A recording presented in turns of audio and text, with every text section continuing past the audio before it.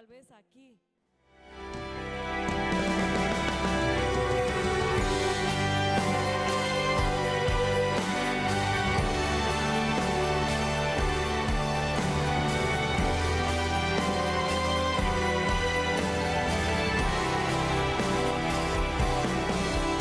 Nada más tiene que recibir.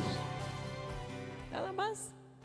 No tiene que mendigar, no tiene que chillar, no tiene que llorar. Usted nada más en actitud de que aquí estoy, Señor, para recibir lo que tú tienes. Te invito en un momento de tener mucha fe en Dios, como el señor Ángel que apenas dio su testimonio, que le pidió con mucha fe que Dios se manifestara con poder sobre él sanándolo. Yo le invito a usted tener aunque sea un poco de fe, es saber que Dios puede sanarte. Dios quiere sanarte y entra en tu situación de enfermedad, o tal vez usted acompaña a un enfermo, pero Jesús está ahí con ustedes. Él sabe, Él puede, Él quiere sanarnos. Cierra tus ojos, vas a poner una mano hacia la doctora, otra mano sobre su corazón. Si su herida no es emocional, no es en tu corazón, usted puede poner su otra mano sobre la parte de su cuerpo que está enfermo. Usted puede decidir, o la pongo sobre mi corazón o lo pongo sobre la parte de mi cuerpo que está enfermo. Oremos. Amadísimo Padre, gracias. Un día más. Nos regalas un día más, un año más. Gracias. La vida es tan precioso, tan hermoso, que con un día más, ¿qué vamos a hacer? Ayúdanos a valorarlo como un gran tesoro, el tiempo que tenemos. Ayúdanos a valorar las personas que nos rodean, que nos acompañan. Ayúdanos a salir de esa opresión, de depresión, de tristeza que no nos deja vivir. Ayúdanos los que sufrimos de dolor, de enfermedad. Ayúdanos porque eso es tan fuerte que a veces no podemos levantarnos, no encontremos el ánimo, no encontremos la posibilidad de seguir con nuestra vida. No podemos funcionar con nuestras familias, no podemos seguir trabajando. Amado Dios, las familias de mis hermanos necesitan de ellos. Si es tu perfecta voluntad, y suplico la intercesión de la Virgen María para que sea, sánanos, Señor. Sánanos. Sana a cada uno de acuerdo a su necesidad y de acuerdo a lo que tú quieres hacer. Sánanos, Señor. Déjanos sentir tu presencia, tu amor. Derrama tu Santo Espíritu ahora mismo sobre cada uno, que podemos sentir, podemos vivir, podemos sonreír, podemos encontrar sentido en nuestra vida. Gracias, Señor, por este día más. Gracias por este desayuno donde manifestarás tu presencia y tu poder y nos convences que somos tuyos, te pertenecemos, somos tus hijos. Gracias, Señor, por sanarnos emocionalmente, espiritualmente y físicamente. Ahora, Señor, derrama tu poder sobre nuestra predicadora Susana Lúa. Te bendecimos, Señor. Vemos tu obra en ella y quedamos admirados. Gracias, Señor, por tu mano extendido sobre ella y por medio del sacerdote ungiéndola, bendiciéndola. Pedimos todos juntos que nos hables por medio de ella, que la palabra que vamos a escuchar tenga mucho poder para alcanzar las raíces de nuestra vida, sanándonos desde adentro, Señor. Ven con poder y con tu amor sobre nuestra hermana. La queremos mucho, la abrazamos en tu nombre, Señor, y nos disponemos a recibir tu bendición. Gracias, Señor, porque has consagrado a esta hermana nuestra a labor de la sanación de cuerpo y alma. tú la has entregado al servicio de la sanación. Derrama tu Santo Espíritu sobre ella, sobre su palabra, sobre su predicación y su enseñanza, para que los corazones aquí se sanen, se liberen y se conforten, y arranca toda enfermedad de raíz y destrúyela con tu poder. Te lo pedimos a ti en el nombre del Padre, del Hijo y del Espíritu Santo. Amén. Doctora, bienvenida, le damos un fuerte aplauso nuevamente.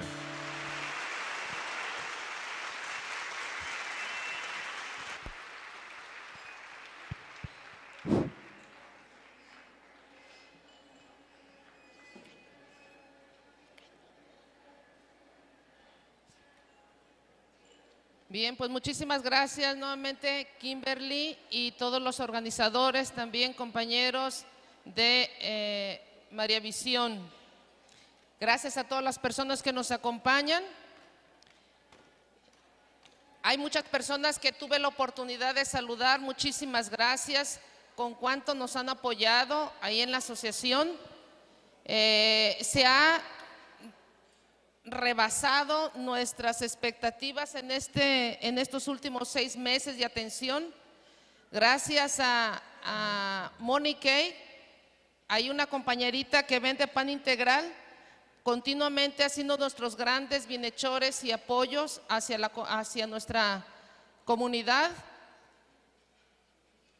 Cuando me pidieron este tema,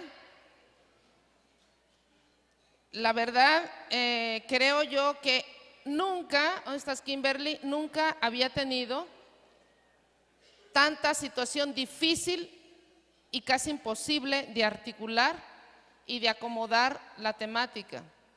Como se ven ustedes, a ver, me dejaron en upside el tema. Como ven ustedes, yo soy como de escuelita porque tenemos diplomados, tenemos continuamente, ahorita ya me aventé la aventura de hacer un diplomado en Tepa y cada 8 días, pues ciertamente es pesado, y aparte la cantidad de pacientes en materia de demanda. Hemos abierto un diplomado que con mucho, es trabajo del Espíritu Santo. Yo aprendí en España a hacer lo que es la oración de cierre, pero lo hacía psicología. Y en un momento lo estuve trabajando, lo estuve viendo y le dije al señor obispo Engelberto Polino, que es socio de Juntos contra el Dolor, para gloria de Dios, y yo le comento, le digo, oiga, se me ocurre esta temática con enfoque médico, enfoque psicológico de duelo, pero también un módulo de teología pastoral. Y wow, resulta un éxito. Ya es el segundo diplomado que hemos sacado. Les enseñamos a hacer esa paraliturgia y se convoca a toda la familia en momento de gravedad o ya próximo de muerte. En esa paraliturgia se empieza a trabajar, se empieza con igual como si fuera la misa, únicamente sin consagración. Y en ese momento se empieza a participar la familia. Qué impresionante en realidad, milagros hemos visto de reconciliación.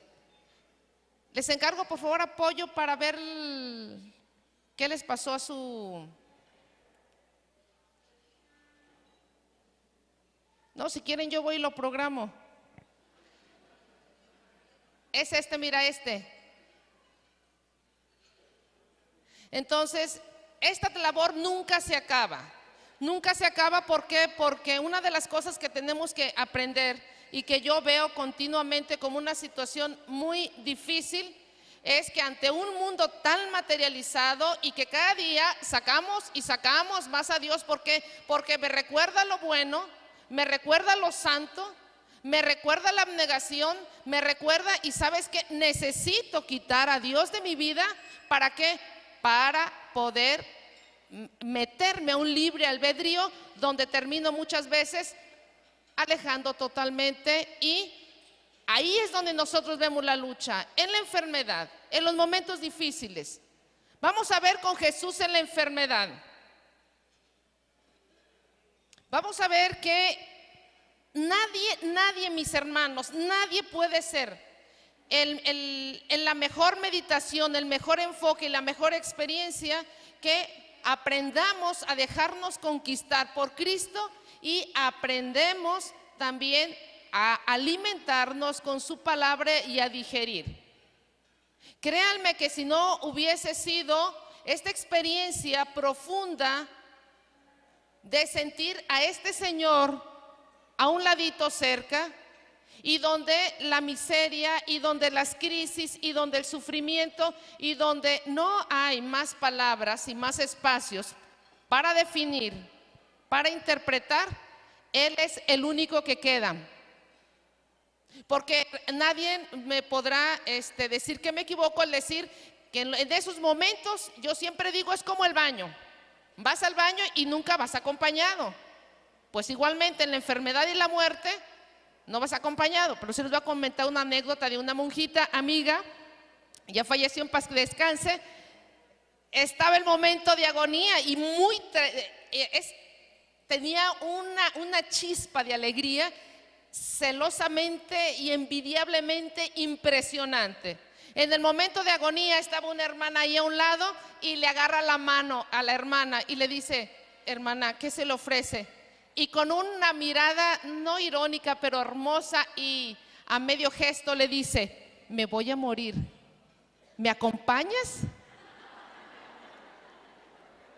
Creo que cuando existe esto, mi hermano, existe realmente la certeza de que te estás llegando a la plenitud de tus sacrificios, de todos tus agobios que tuviste en esta vida. Por eso vamos a ver con Jesús en la enfermedad. Jesús vino a que tuviéramos vida y la tuviéramos en abundancia. Viene a devolverle al hombre la verdadera imagen de Dios. Viene a quitarle el pecado, el mal y todo aquello que le haga estar sobre todo en desequilibrio con la creación. Viene a rescatar a la oveja perdida, a devolver la integridad y su dominio sobre la creación. Esa es la presencia del mal. No es que los católicos ponen muchas reglas y tienes que comportarte, tienes que hacer. No, señores, es parte del equilibrio de la creación. Hacer el bien. Y yo siempre pongo un ejemplo de primavera, verano, otoño y invierno. ¿A quién le gusta la primavera? Levante la mano. ¿El verano? ¿El otoño? ¿Y el invierno? Pero siendo honestos, siempre nos gusta más una época. A mí me gusta mucho la época del verano y sobre todo porque llueve, me encanta. Y veamos cómo ante la lógica de nuestro mismo ciclo vital, vemos que cada ciclo de estación va a tener su momento de lluvia. ¿Ustedes saben lo que pasa en el otoño? En el otoño se mantiene en una temperatura tibia para que no se evapore el agua y después se mantiene posteriormente y se conserva mejor en el invierno. Y si le preguntamos a un árbol, diría el árbol: ¿sabes qué? Es muy doloroso el invierno. Y si yo le dijera: arbolito, no te preocupes, voy a decirle a papá Dios que nos quite el invierno. Y el árbol diría: espérate. Gracias a esos inviernos tengo floridas primaveras. Eso es lo que tenemos que entender, que la situación de la enfermedad y todo lo que el hombre viva sin que lo busque tiene un porqué y un para qué.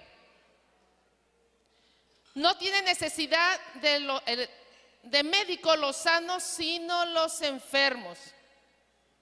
Por eso Jesús nos revela el amor, misericordia de Dios con los que sufren y necesitan ayuda. ¿Cómo se presenta Jesús? Aquí me encanta porque Jesús realmente se viene a presentar de una forma abajada, que en su definición implica tierra de humus, o sea, un abajamiento. Y en verdad meternos a profundizar este bajamiento y decir en un momento: yo, Susana, lo voy a experimentar. Un día antes de que se termine, todavía tenemos chance de hacer una obra de misericordia única. Y te invito, hermano, y te desafío a que un día antes de que estos días tan hermosos terminen, cómprate un pollo, cómprate una pizza y ve, siéntate a comer con el indigente. Comparte su momento. Experimenta las miradas de la calle y la gente que te mire. Experimenta ese sentir en un lugar tan inhóspito, un lugar tan marginal y un lugar tan impropio para los mismos alimentos. Experiméntalo. Entonces vamos a ponernos un poquito en los zapatos de Cristo, que es lo que se siente ante ese abajamiento. Porque solamente cuando nos sentimos bajitos y miramos al rostro, miramos la ternura en el otro. Por eso yo no dejo de ir a misiones, porque las misiones me retroalimentan y me dejo realmente conquistar ante la mirada de ese Cristo que dice: mírame, no somos distintos, pero tal vez yo tengo algo que nutrirte, que motivarte, que compartirte y que tú totalmente desconoces. Algo que ciertamente con base de todas las virtudes, si no lo aprendes, te habrás cansado mucho, habrás predicado mucho, pero sabes, te alejarás del reino de los cielos tanto y cuanto no entiendas la humildad. ¿Cómo se presenta Jesús? Sufriente. ¿Qué significa sufriente? Padecer con, se aflige con, sobrelleva con, tolera con, soporta con. Y esto a lo mejor me van a decir: pues es que tú no eres, si me aviento una reflexión y un ejemplo de madre, me dice: tú no eres madre. Ciertamente no soy madre, pero sí también te puedo compartir momentos de maternidad que experimenta uno. Hemos tenido, por gloria de Dios, fallecimientos de personas en estado de indigencia y que nos hablan de X hospitales. Dices: es un paciente de estado de indigencia, no tiene familia, etcétera, está en una fase terminal. ¿Tienes cuarto? Sí, tengo un cuartito. Va una semana, nos encariñamos. De pronto entre la broma y fulanito, vamos con Pablo, y nos sentamos todos. Pablito, ay, qué bueno, ya estás comiendo. Pero llega un momento cuando ese Pablito lo sientes tanto tuyo, que a medida de que llegas en la mañana y enfermería, ¿sabe qué? La presión ya no se levanta. ¿Sabe qué? Pablito ya no quiso desayunar. ¿Sabe qué? Entonces empieza la angustia. ¿Por qué? Porque cuando tienes familia, tienes con quién compartir. Pero cuando estos pasan a ser tu familia, entonces también te cuestionas y dices: Señor, estoy haciendo lo adecuado, ¿qué más puedo hacer? Entonces, para uno también es una experiencia de maternidad. Yo creo que nuestros pacientes indigentes que han muerto ahí en la asociación, podemos decir que son tremendamente los más acompañados. Porque cuando están graves todo el mundo ya no se le despega, la de la administración va, la de recepción va, y si ya terminó la de la cocina va y se sienta y un ladito. Termina uno el rosario y continúa el otro. Qué hermoso. En esa lucha continuamos, no solamente en nuestra cantidad de cursos, cantidad de temática, cantidad de diplomados, sino también les pido una oración porque estamos consiguiendo un terreno para un hospital de 200 camas, para que no exista ningún ser humano que muera indignamente o en situación infrahumana, que eso lo hemos visto. Porque a medida que entendamos esto, vamos a poder entender por qué ser misericordioso. Esa es la forma que viene nuestro fundador a presentarse. Y yo lo pongo como ejemplo, como supongamos que todos nosotros somos hijos de un rey muy grande y que de pronto ya somos distribuidos en nuestras comunidades y que de pronto tenemos que tener la vestimenta de esa realeza, y cuando va esa realeza a buscarnos nos encuentra sucios, como pordioseros, desalineados, un desorden de la casa, etcétera, y dices: oye, ¿qué no? Yo soy tu padre y no te he enseñado, no te he educado, no te he dado lo necesario. Pero ciertamente la miseria humana nos hace muchas veces que no descubramos esta parte. Por eso nuestro fundador tiene la talla muy alta, demasiado alta.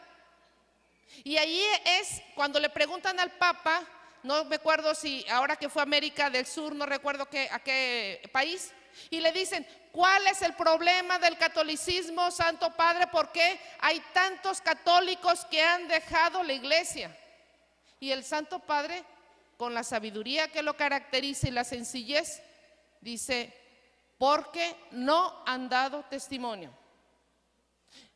Porque la talla es muy alta, la realeza de abajarse, de estar con el otro o realmente de palpitar en el corazón y darse a los demás, mi hermano, duele.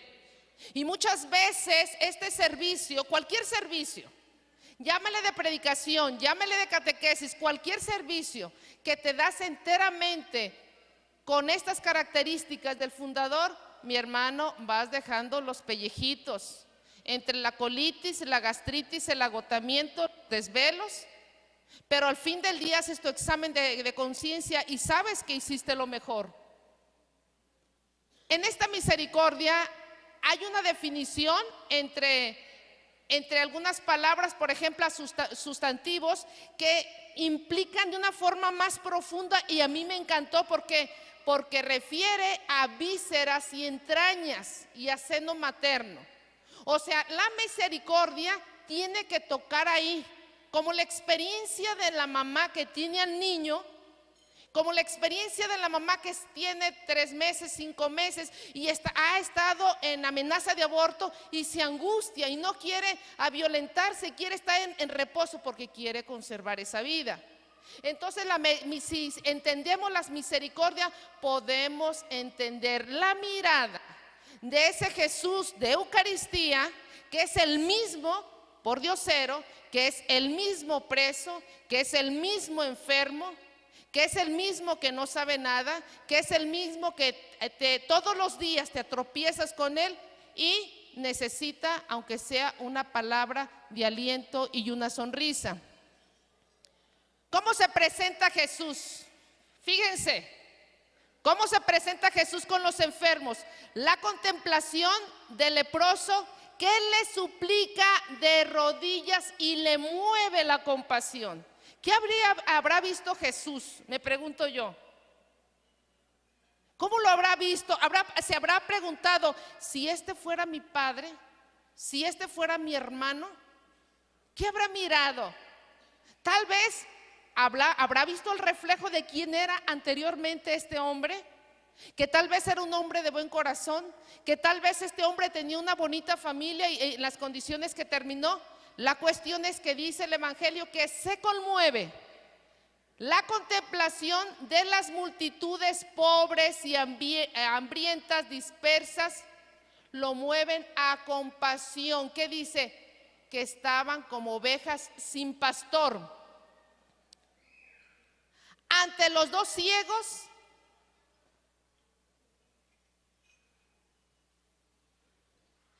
que piden que se apiade de ellos. ¿Se acuerdan de qué ciegos estamos hablando? ¿Cuáles ciegos? ¿Dónde se encuentran? ¿Perdón? Así es. Estos 2 ciegos que piden, y si ustedes escuchan y se ponen atención, en el Evangelio dice que con insistencia gritaban. Estos ciegos, ¿cómo habrán conocido la historia de oídas? No había medios de comunicación. ¿Cómo habrán escuchado ese polvo de los caminos y esa terracería que venía el bullicio de la gente? Y Jesús escuchó. Y yo creo que en ese grito escuchó el lamento y se movió nuevamente a compasión. Tráiganmelos. Ante el caso de la viuda de Naín, qué hermoso, qué fuerte. ¿Cómo vería aquella madre que no tenía más que ese hijo, que no tenía esposo? ¿Cómo vería quebrada la mujer?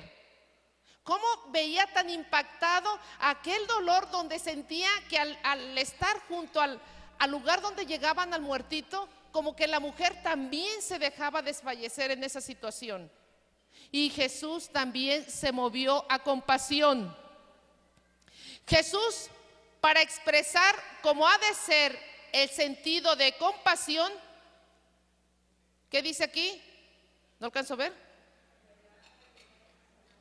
Nos relata el buen samaritano. ¿Y cuántas veces escuchamos una y otra y otra y otra vez el buen samaritano? Y lo entendemos para el otro.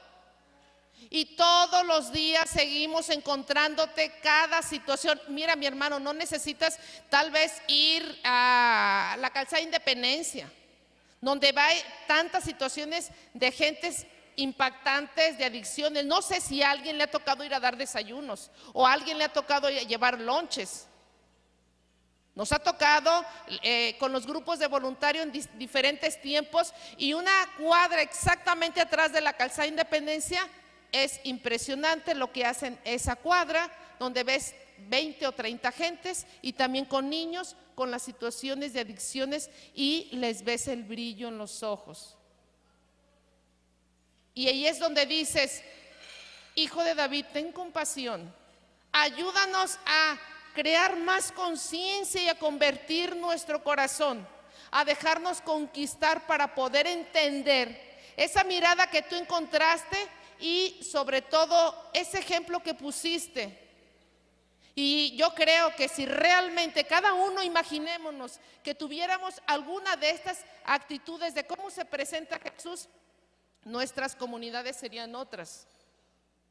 Más santos habría un brillo especial, y se diría: Guadalajara es un santuario de amor, de caridad, de servicio, y que tal parece se ven conquistados por ese amor que se crucificó, se dejó crucificar, y que fue a complacencia y de compañía de esa reina que se siente orgullosa de cómo lo hemos acogido en el que sufre.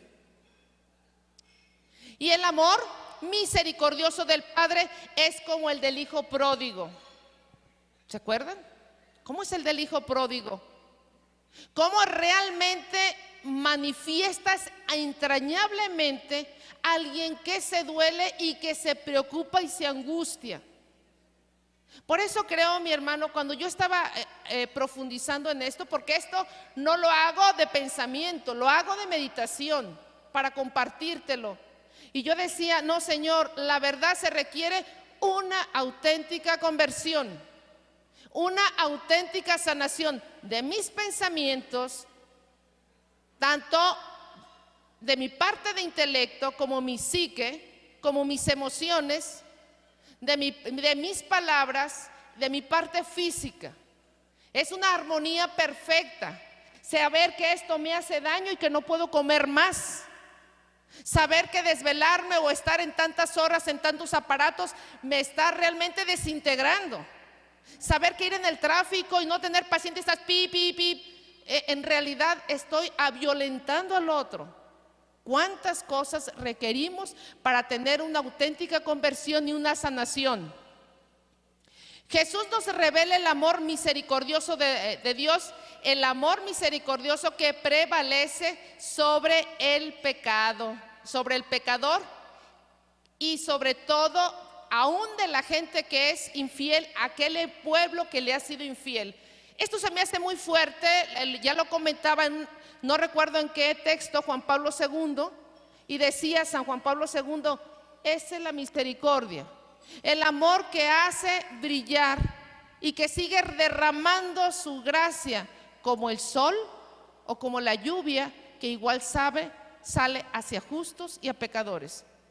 Qué fuerte, porque imagínate,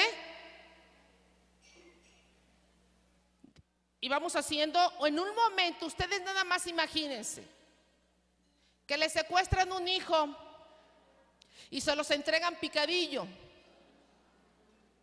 y que ya de que se los encuentran picadillo, ustedes tienen que ir a visitar esa comunidad y les dicen que van a darles despensas, van a repartir, qué sé yo, muchos beneficios a esa comunidad, pero esa comunidad vive toda la familia de quien secuestró a su hijo.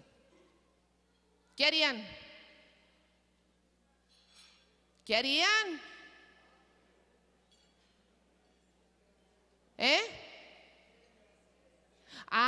Eso es lo que nos hace falta entender.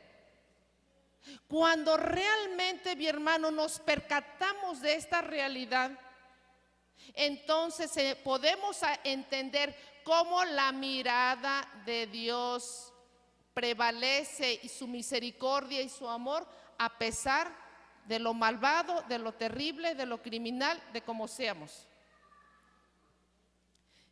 Yahvé es clemente y misericordioso, lento a la cólera y rico y lleno de amor hacia nosotros. Yahvé es tardo a la cólera y rico en bondad.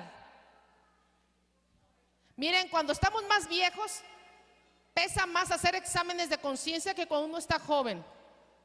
Cuando uno está joven, yo recuerdo mis primeros años, examen de conciencia, y hasta me sentía que lo hacía muy bien a mis 25, 30 años. No, falté la caridad, no contesté mal, no, fui educada. Pero cuando ya tengo 50 años, díganme, a la fulanita, tan sangrona otra vez. Y ya va a empezar. Cuánta cosa empezamos a tener, y cuando somos viejos entendemos más la misericordia. ¿Se acuerdan cuando acabamos de pasar ayer el evangelio de la pecadora? ¿Qué dice el evangelio? Se empezaron a retirar, no dijo los jóvenes, porque los viejos más en años y en mañas. Entonces, mis hermanos, si experimentamos más ese amor y tienes 50 y más, vamos a dispensando los de cuarentones, todavía no han entendido, están entre el pleito de la pasión y el auténtico amor de Dios. Entonces, la hormona anda toda loca. A los de los 50 ya no hay pasión, o está ya ordenadita, más eliciadita, menos loca.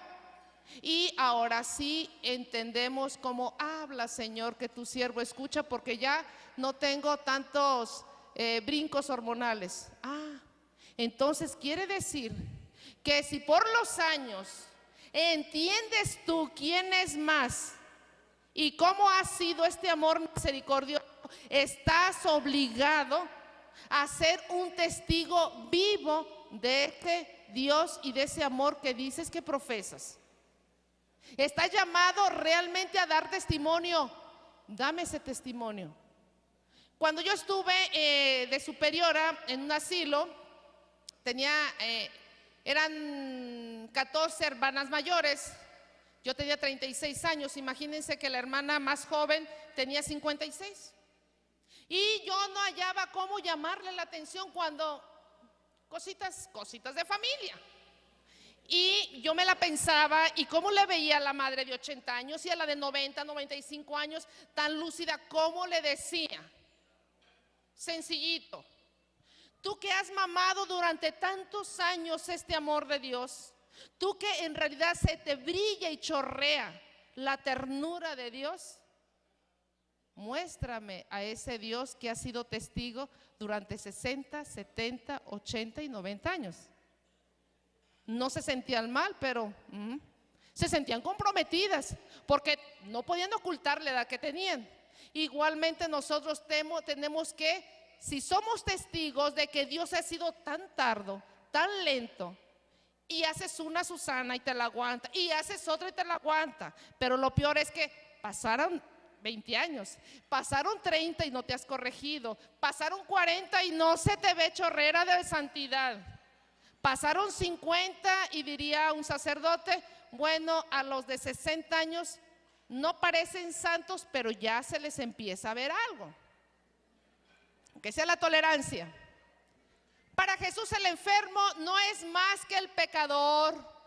Esto es muy importante. No siempre las enfermedades van a ser causa de alguna situación de pecado. Porque de pronto nuestros pacientitos que tenemos, de pronto se margina y se señala. Yo recuerdo a un paciente con un cáncer de genitales bastante mal, 46 años, y decía: doctora, no diga lo que tengo, dígales que tengo leucemia.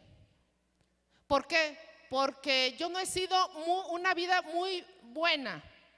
Uno ya lo entiende. Y ciertamente, pero mucha gente cree que su pecado, su enfermedad es a causa de ese pecado que cometió. Por eso tendríamos que decir que el ciego de nacimiento, ¿quién pecó él? ¿Él o sus padres? Ninguno. Pero esta es la parte que a nosotros nos cuesta. Y yo siempre digo que el cristiano que no acostumbra a tener una mirada hacia Dios y un diálogo, si alguien me dice: oiga, ¿cómo es el diálogo con Dios? Mira, tienes que empezar como un invidente.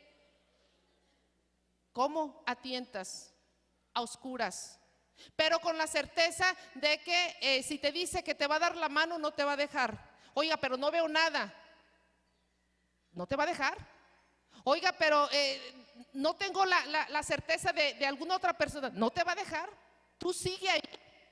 Entonces, ese diálogo, a medida que experimentas esa situación, este estado de totalmente indefenso, de frágil, de vulnerable y sobre todo de pequeño, de sentir que ese padre está ahí, entonces vas a empezar a dejarte conducir en ese diálogo y vas, por lo menos con el tiempo, a aprender a lo mejor a comunicarte por alguna seña.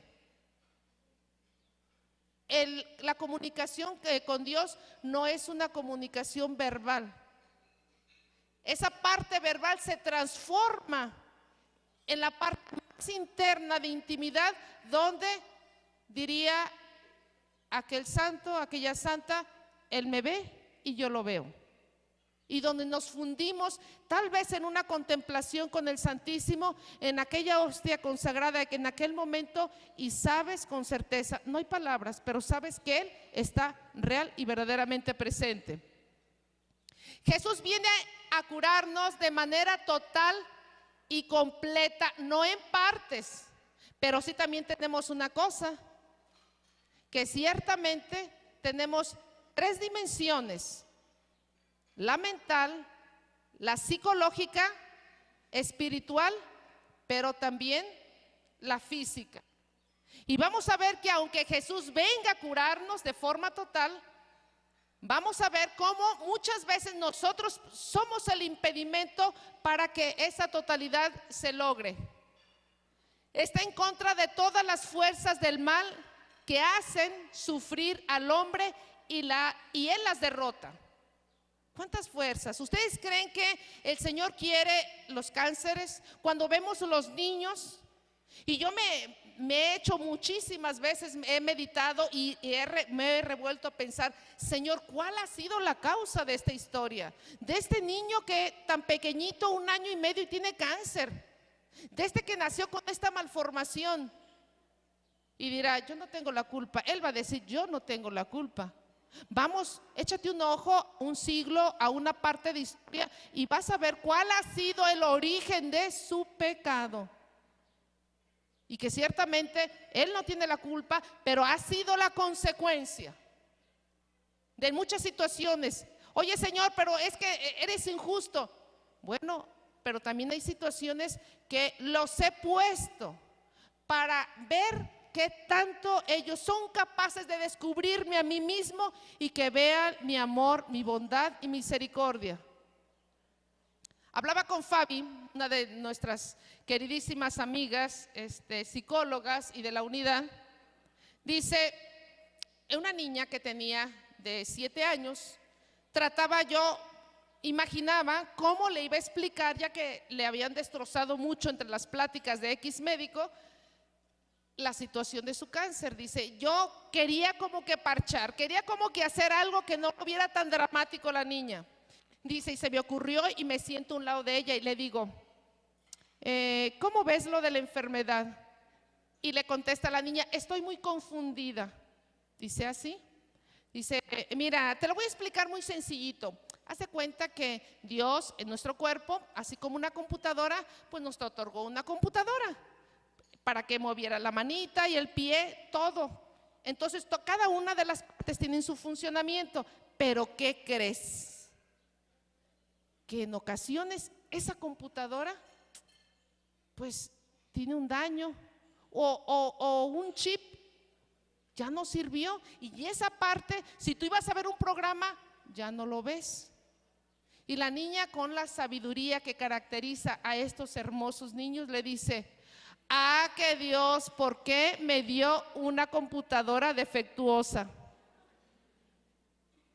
Los niños encontramos tantísima sabiduría y sobre todo el destello de Dios que se deja ver. Había otra. Este otro ejemplo a mí me conmovió. La niña tenía también 8 años y cuando salía de la escuela, estaba a 2 cuadras de su casa, se iba corriendo porque los niños le hacían bullying. ¡Ey, tiene cáncer! ¡Ey, tiene cáncer! Entonces la llevaron a terapia con Fabi.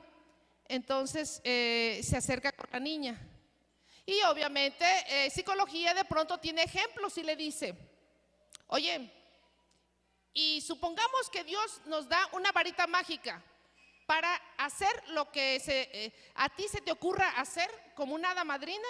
Con esa varita mágica, a ver, dime, date la oportunidad, haz lo que quieras con esos niños que te dicen que tienes cáncer y se burlan de ti. Y la niña dice, se queda por un instante pensativa. Dice, yo pensé, mínimo, si a mí me dieran la varita mágica, los convertiría en sapos. Mínimo. Y la niña le dice después de unos instantes: ya sé. Y Fabi, muy atenta: sí, ¿qué vas a hacer con la varita mágica? Estamos hablando de un niño, no más de 8 años. Los haría buenos. ¿Alguien se le había ocurrido esto? ¿Verdad que no?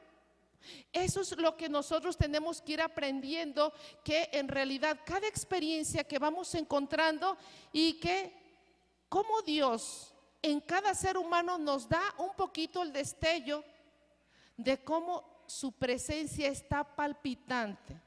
En algunos tal vez incompleto, deforme, pero ahí está. Descuidado, ahí está. Perdido, distraído, pero ahí está. El pecado causa de enfermedad.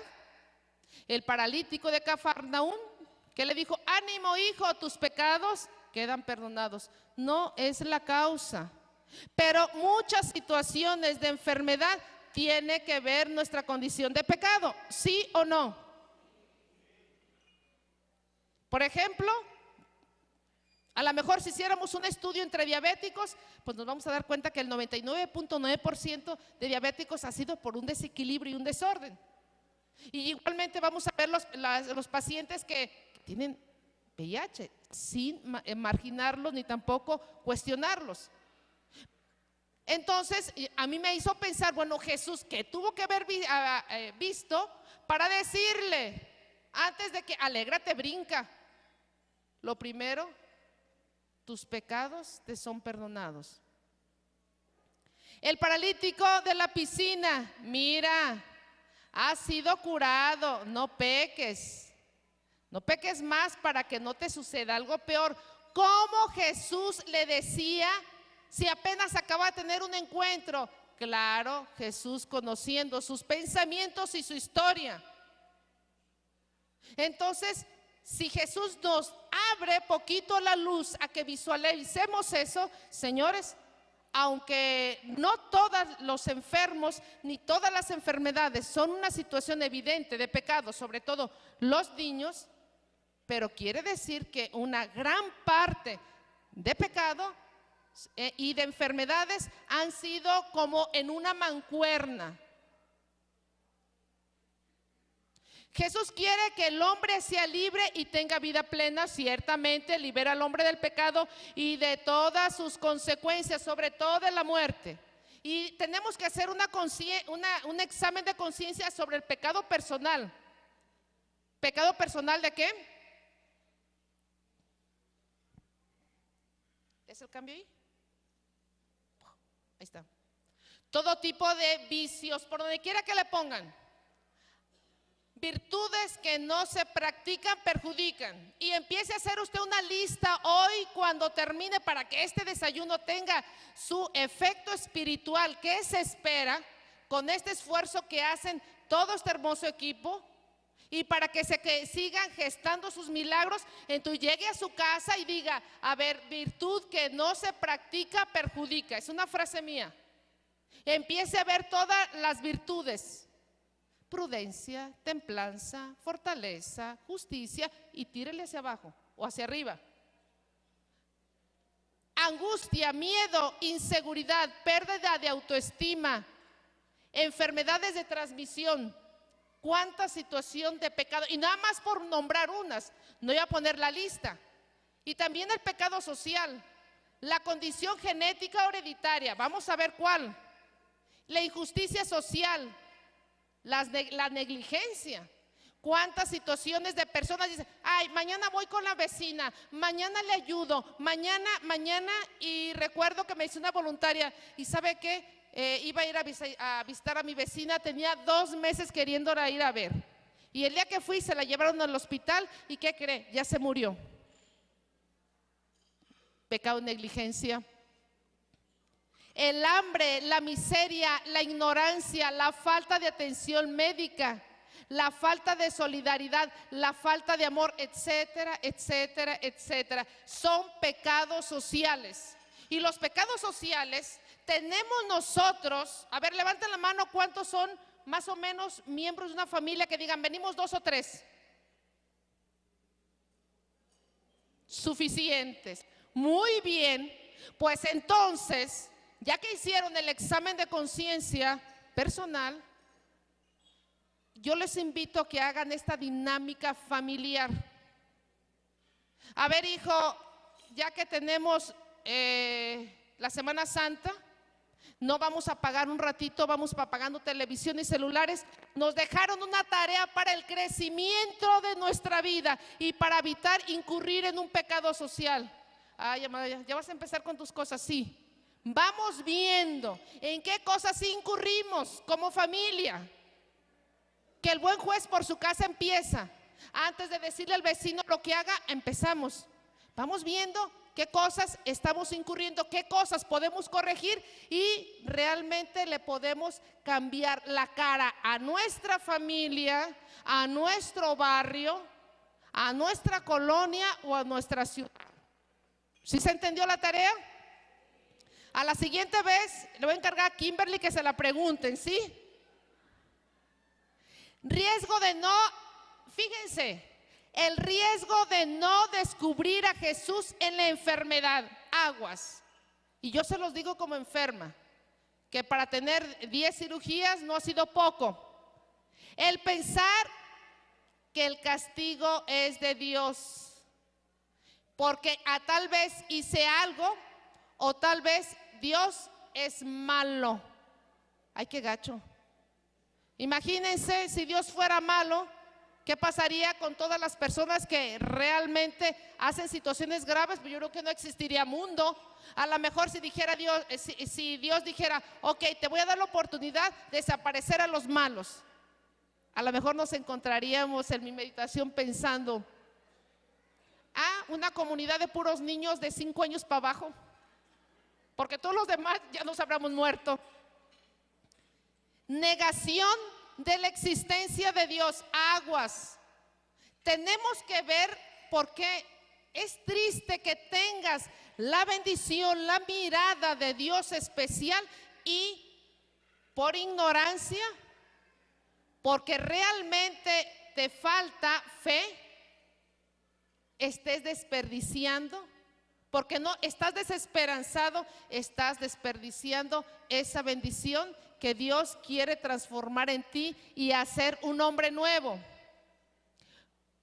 Por sentirnos autosuficientes, yo no necesito de Dios, y yo lo he escuchado de pacientes: no, esto yo lo puedo hacer, esto no tiene por qué Dios meterse.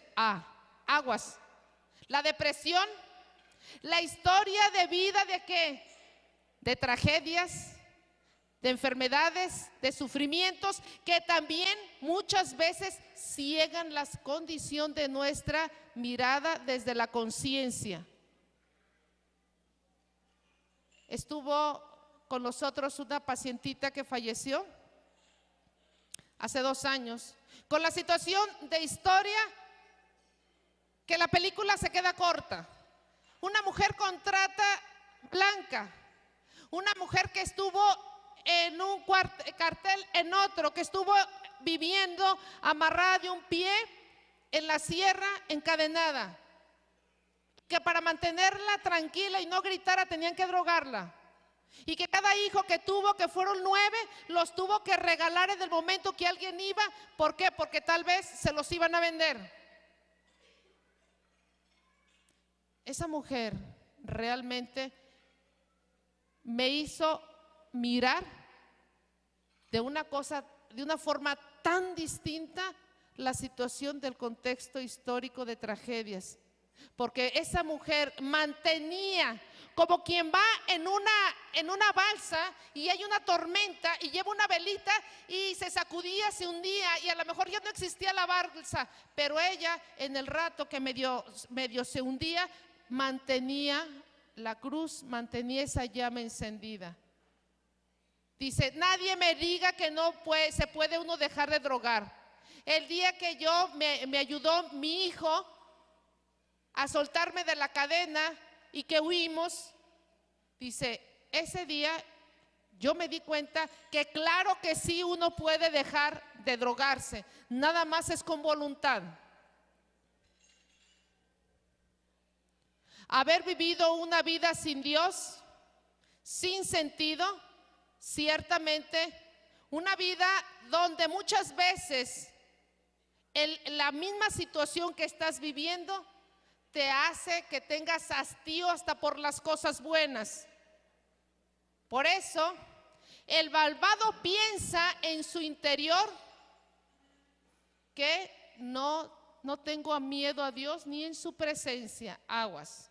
Esa es una situación real. Nosotros lo vivimos en los pacientes que muchas veces aparentemente están bien ante una enfermedad, pero cuando empieza uno a rascar ese acompañamiento, te empiezan a revelar. Yo decía,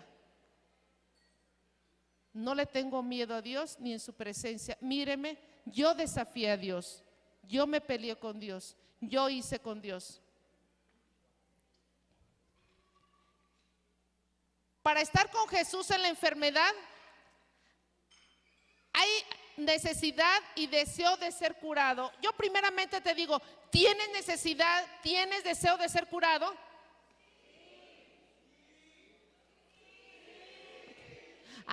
Ok. Entonces, si tienes necesidad y deseos de ser curado,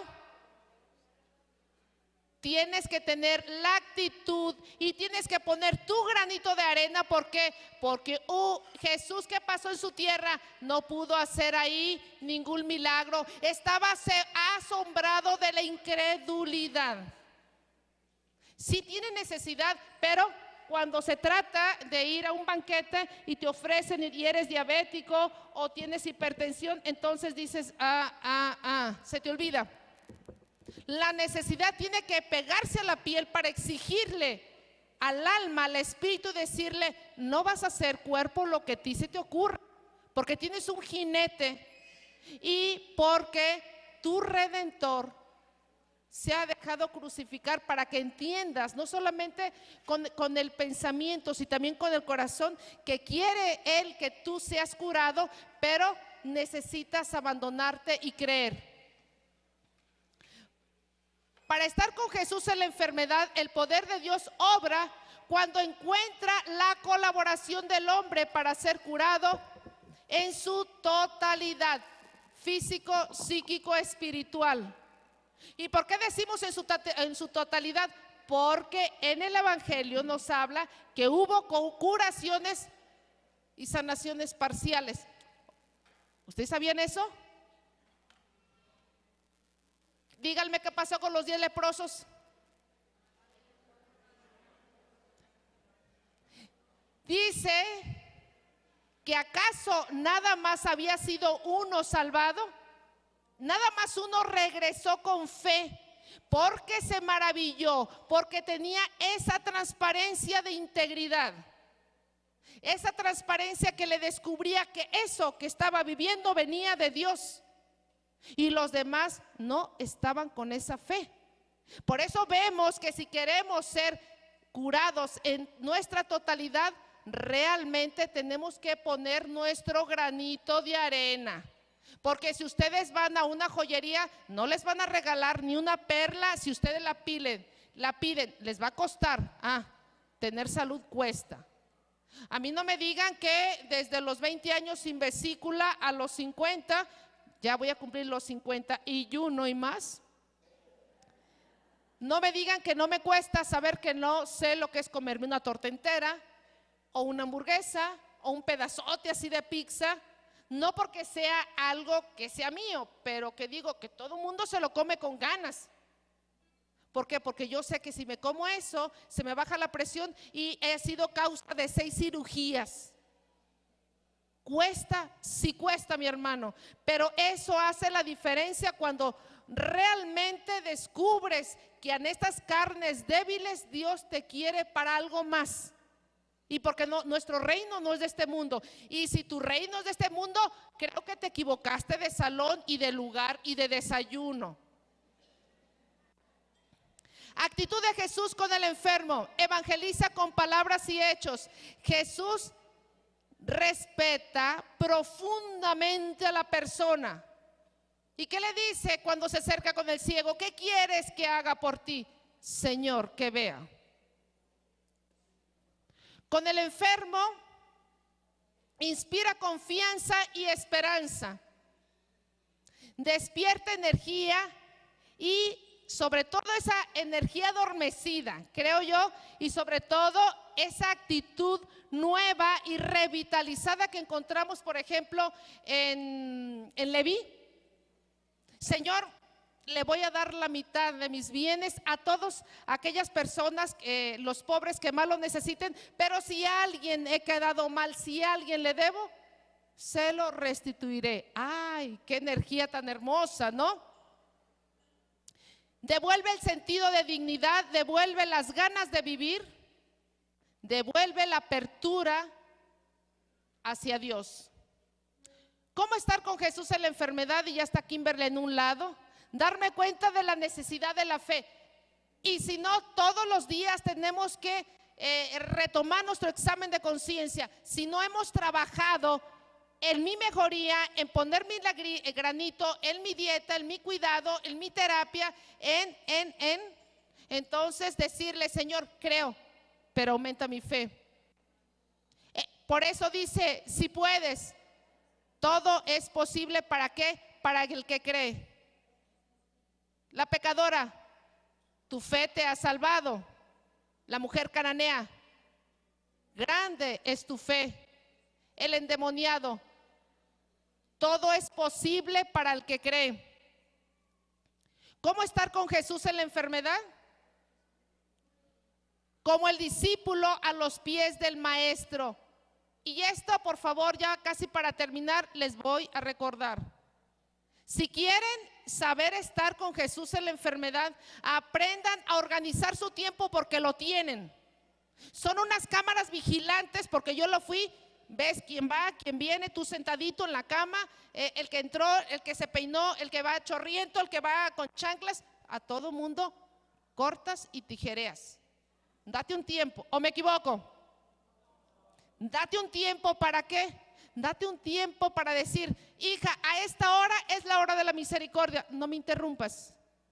En este día voy a rezar solita en silencio el Vía Crucis, es viernes, no me interrumpas.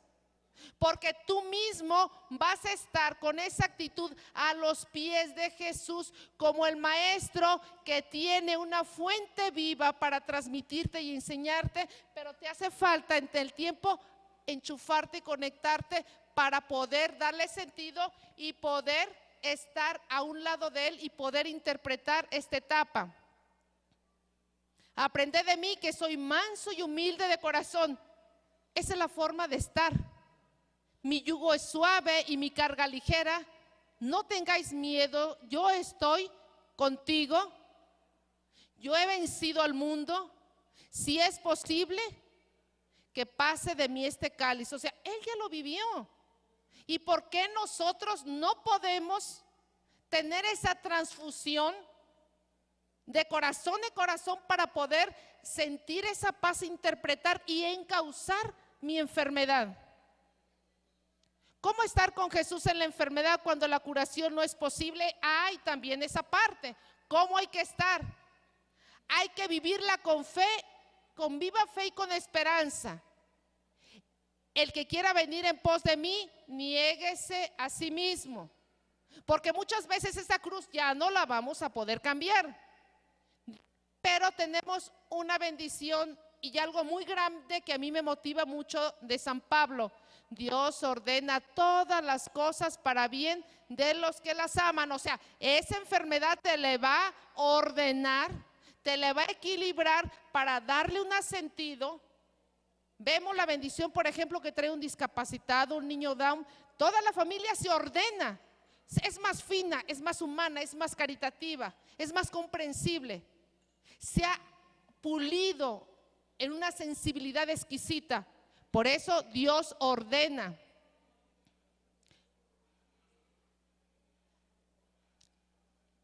¿Cuáles van a ser tus beneficios si aprendes a estar con Jesús?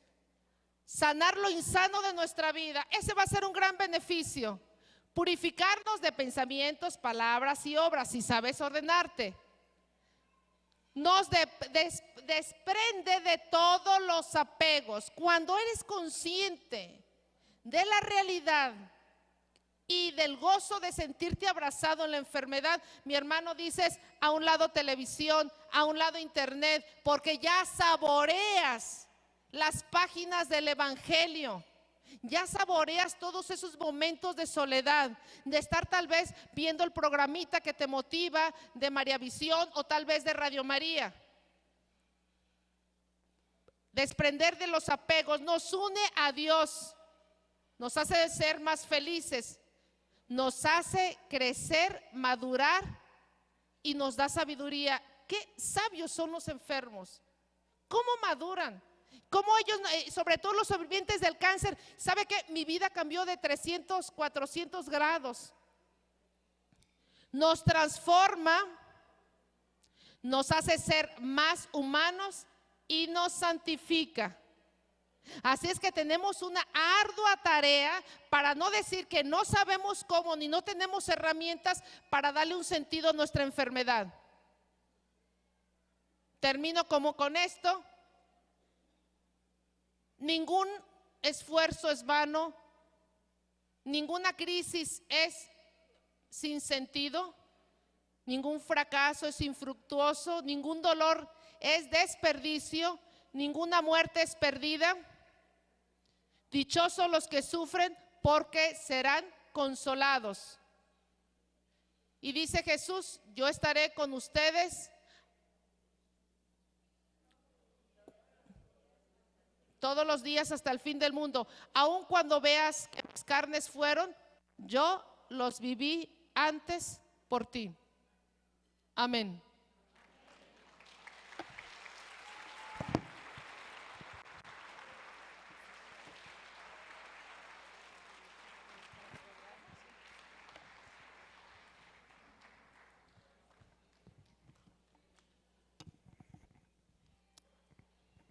Dile a la persona a tu lado, conviene ser carismático. Dile. Es un movimiento de la